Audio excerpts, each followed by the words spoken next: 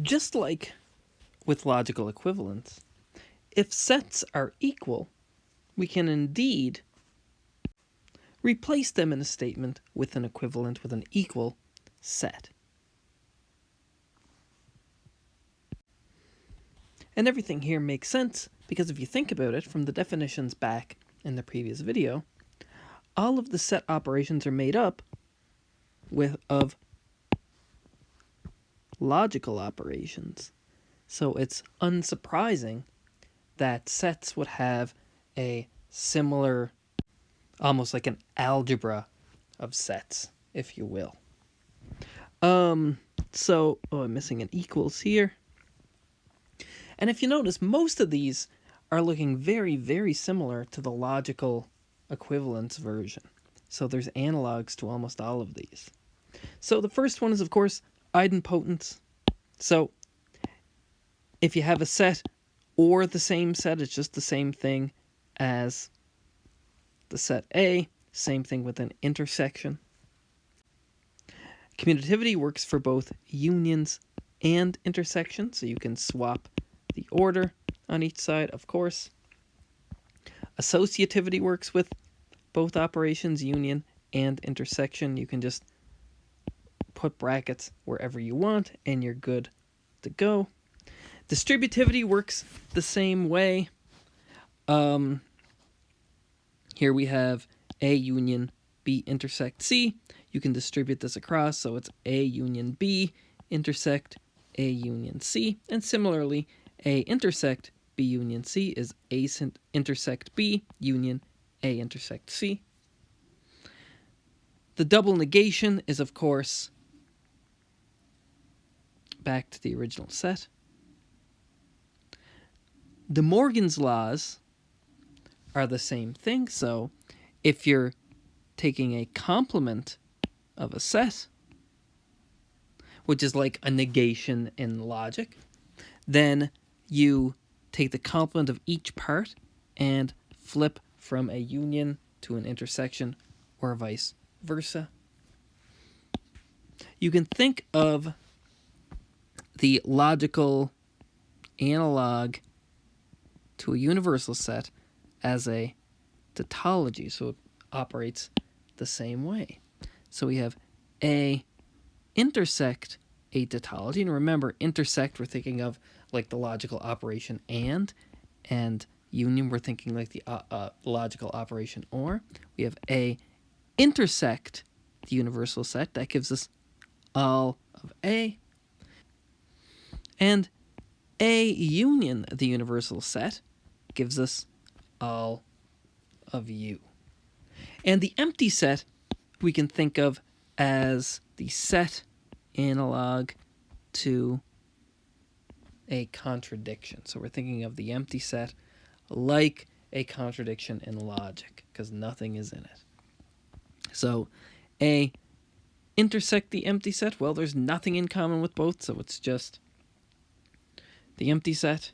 A union the empty set is just A back.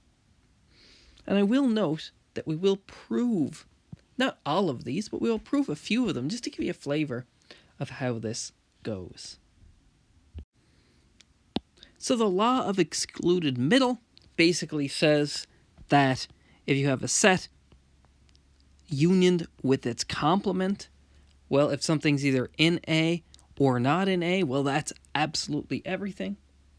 And with an intersection, things that are in A and not in A are nothing.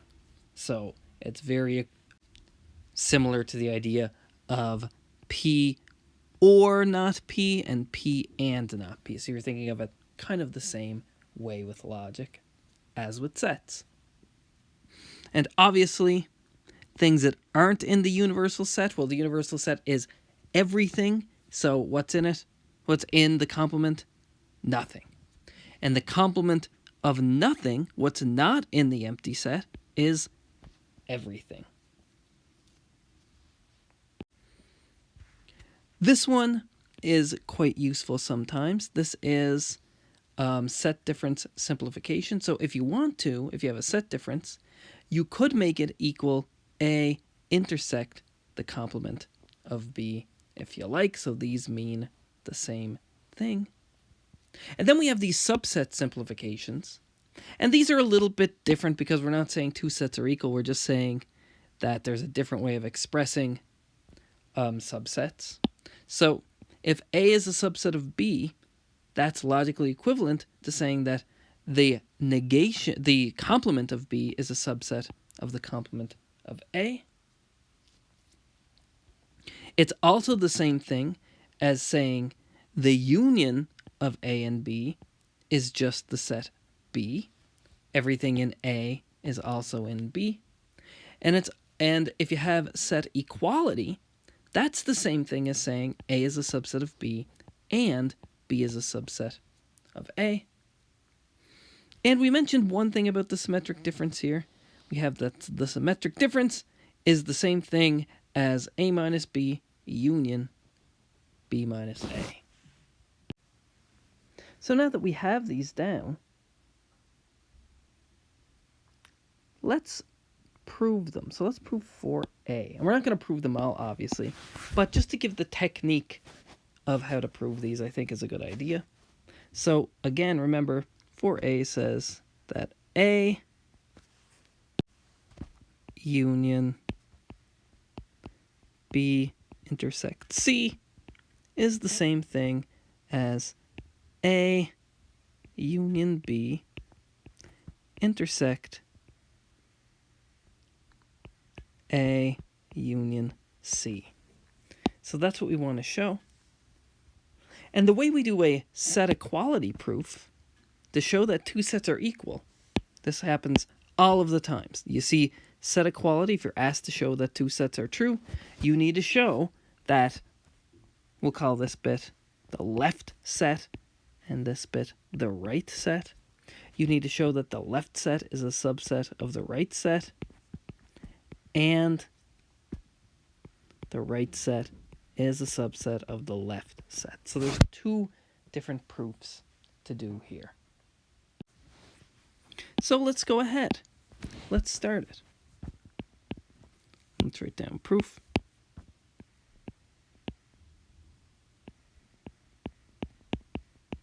And let's do left as a subset of right first.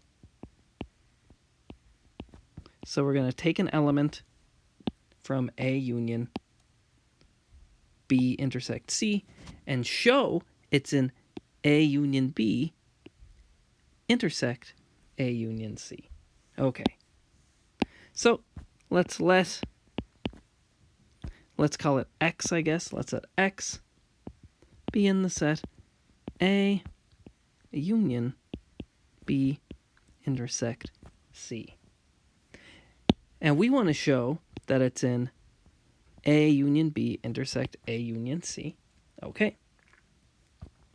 So when you have these unions, usually this means that you might have to do a couple of cases. So in this case, the first case will be that X is an element of A, and the second case will be X is an element of B intersect C.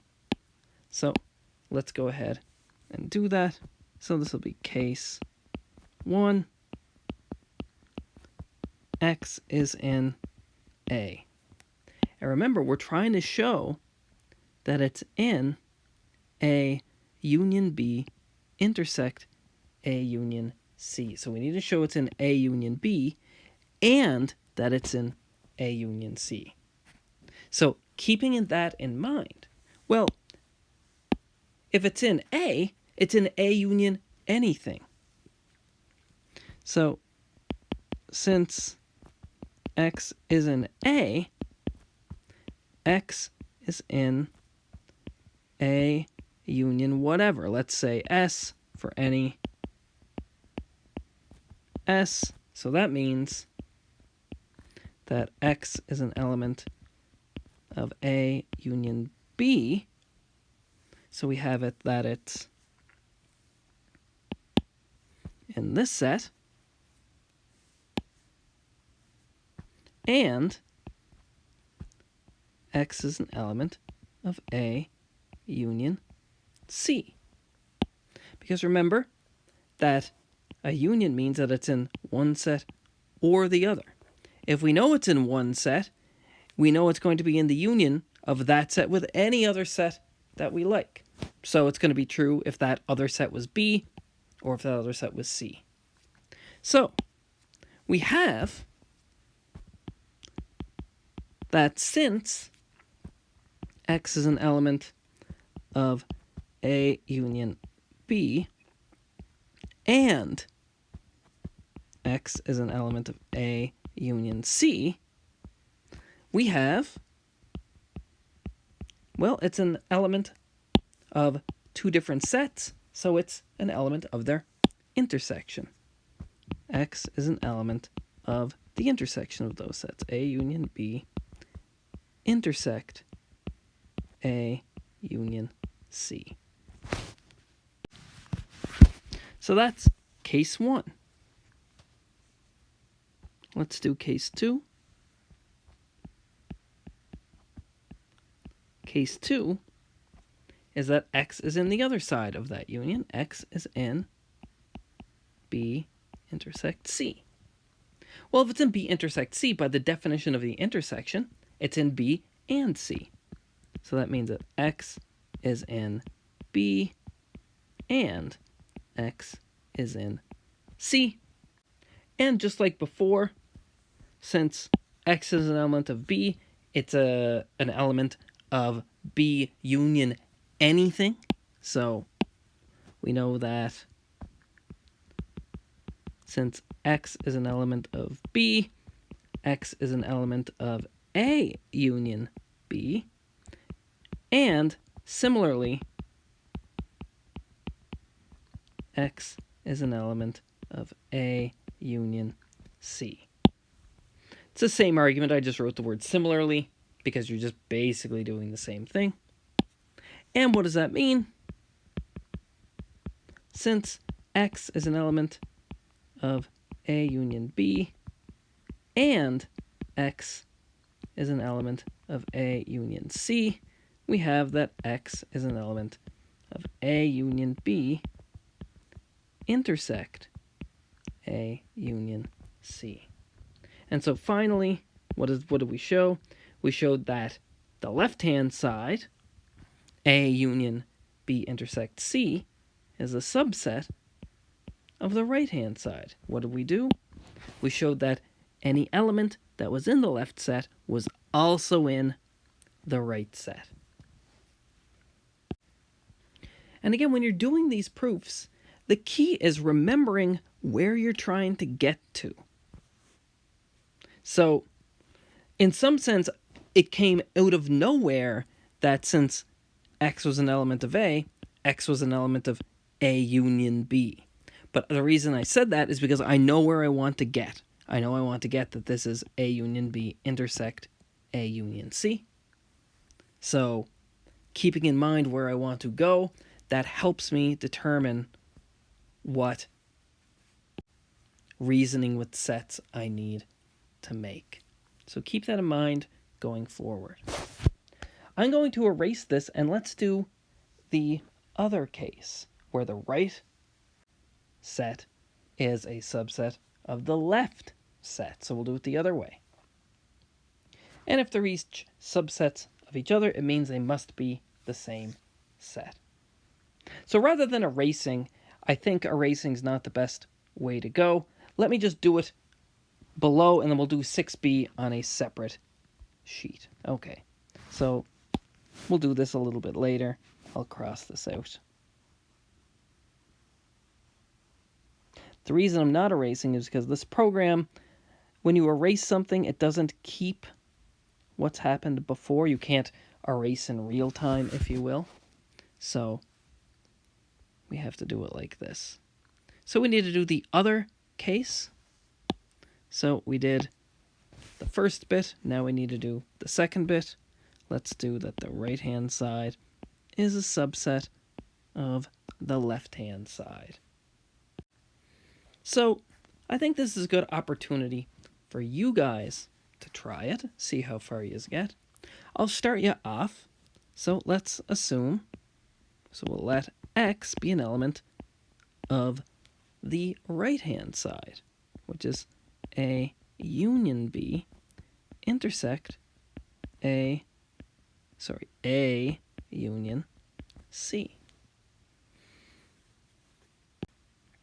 Keeping in mind we want to show that X is in A union B intersect C, see if you can fill in the next few steps. And I think the way to do it, do a few steps and then start the video and check if you're doing it the same way that I am.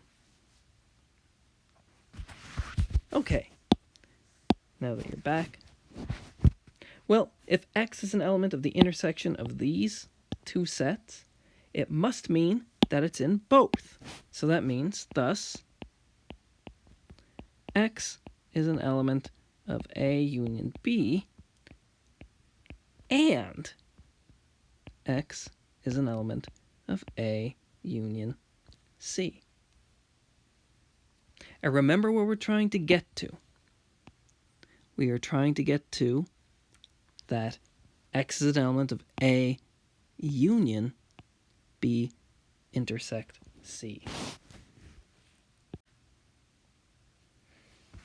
Now, we have to think what this means. So if if X is an element of A union B and X is an element of A union C, we can split this up into a couple of cases.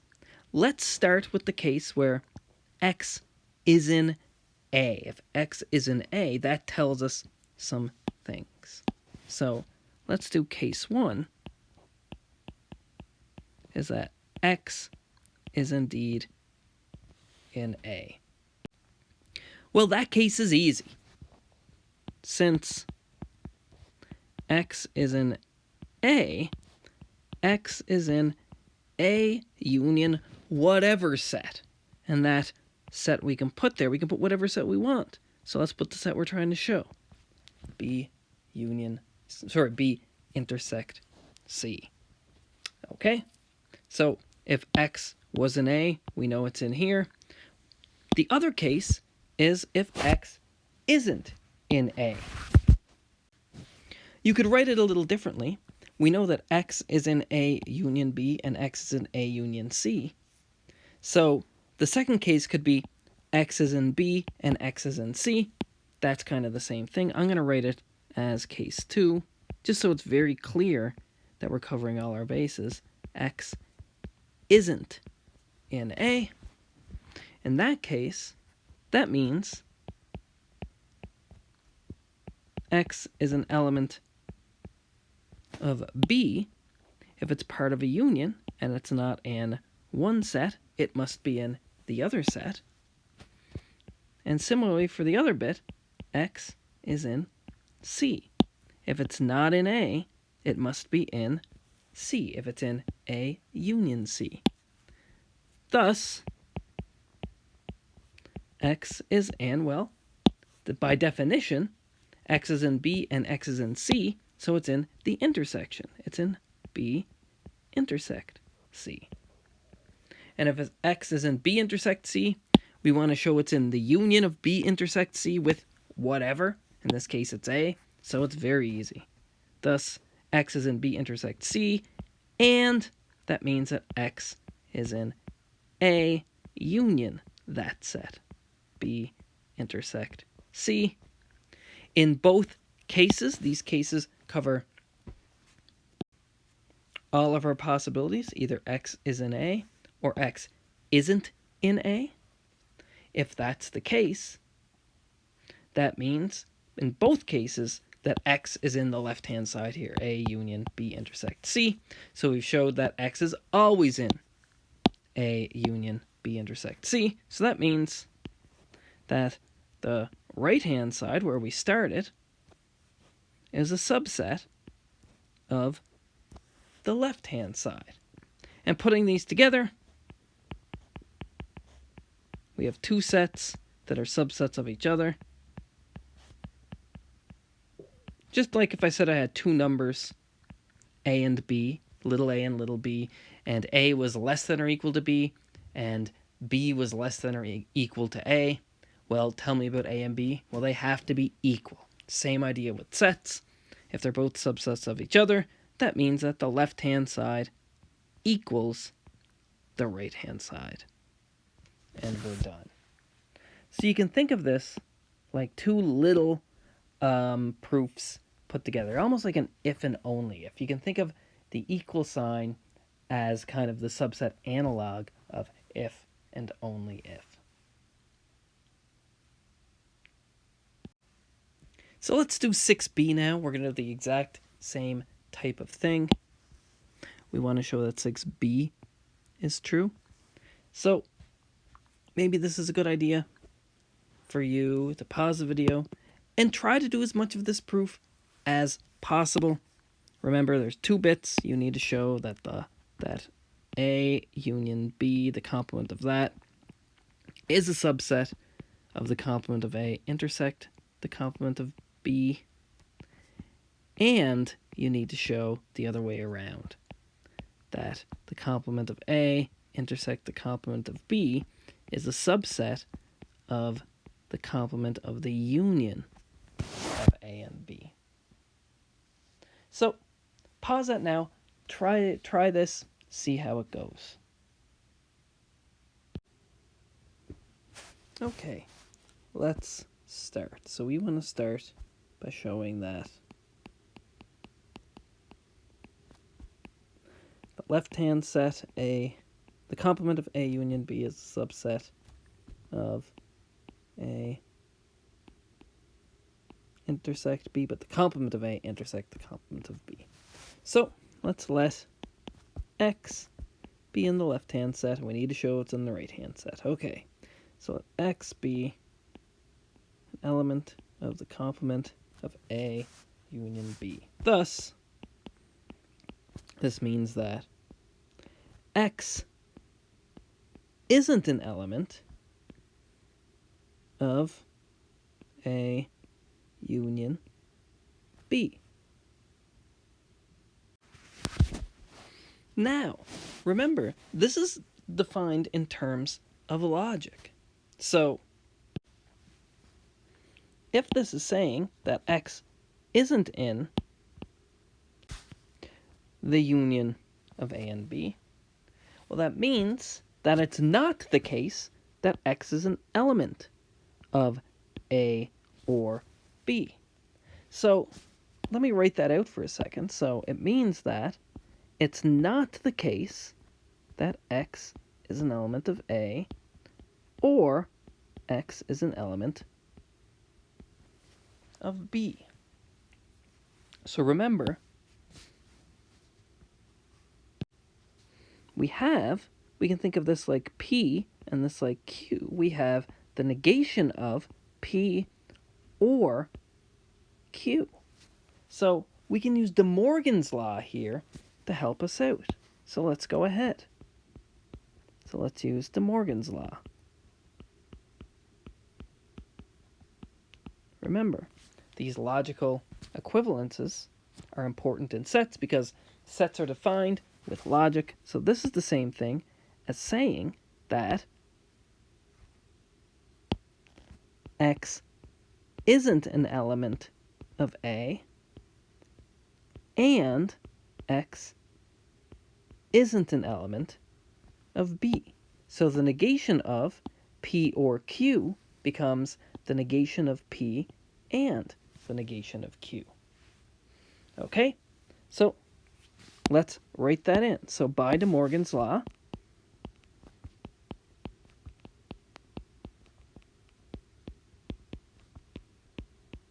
we have that X isn't an element of A and X isn't an element of B.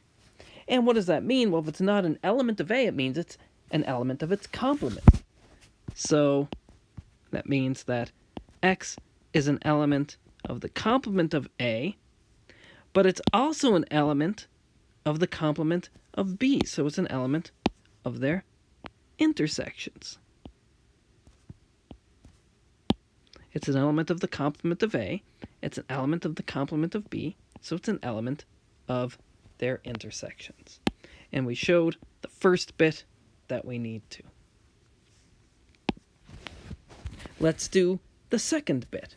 Let's show that the intersection of the complement of A and the complement of B is a subset of A union B's complement. Okay, so same thing. Let X be an element of the complement of A, intersect the complement of B. Thus, what does that mean? X isn't in A, and X isn't in B. But remember, De Morgan's law is a logical equivalence. It goes both ways. So we can apply De Morgan's law in the other direction now and change it so that it's not the case that X is an element of A or X is an element of B. So the negation of P or Q. So applying De Morgan's law the other way. Let's go ahead.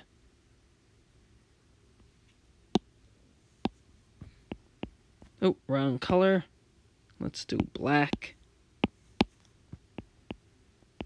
By De Morgan's law,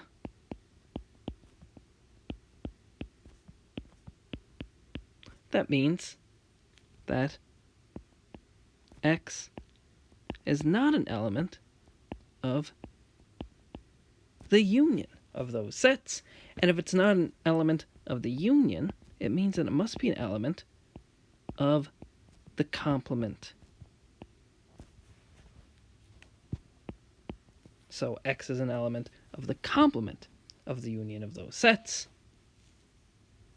So what does that mean? Thus, we showed that the complement of A intersect the complement of B is a subset of the complement of the union of A and B. Putting these together, we get what we want.